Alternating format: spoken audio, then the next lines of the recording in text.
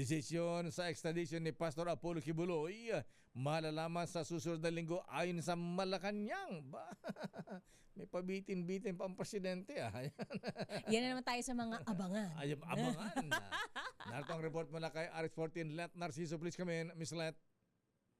In a couple of weeks daw, Lakay, i-anunsyo ang tugon ng pamahalaan sa extradition request ng Estados Unidos kay Pastor Apollo Kibuloy.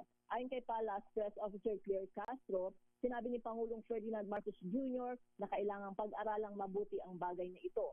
Tiniyak ng Malacanang na dadaan sa prosesong naayon sa batas ang magiging desisyon ng Pangulo. Ipinaliwanag naman ni Castro na kasama sa mga probisyon ng kasunduan o treaty ng Pilipinas sa US ang patungkol sa extradition.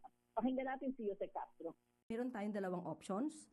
Either manatili dito si Pastor Kibuloy habang dinidinig ang kaso dito sa Pilipinas, pero pwede na temporarily ma-hold, ma-suspend ang kaso dito at magkaroon ng extradition at maipadala si Pastor Kibuloy sa US. Si Palace Press Officer Claire Castro. Ito si Let Narciso para sa Yes, Akay? Anong sakit ni... Ano naman tayo Anong sakit ni Casino Boy? Ayan, Former DOH Secretary Pujalte. Ni Brix sa Pujalte. Ayan. Bakit nag-resign daw?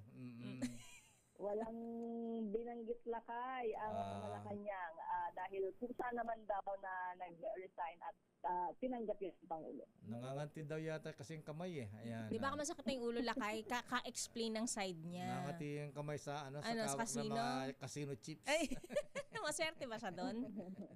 Marami daw ba? Sige, welcome naman daw sa Saan? ni Secretary Ted Herbosa. Welcome to the club.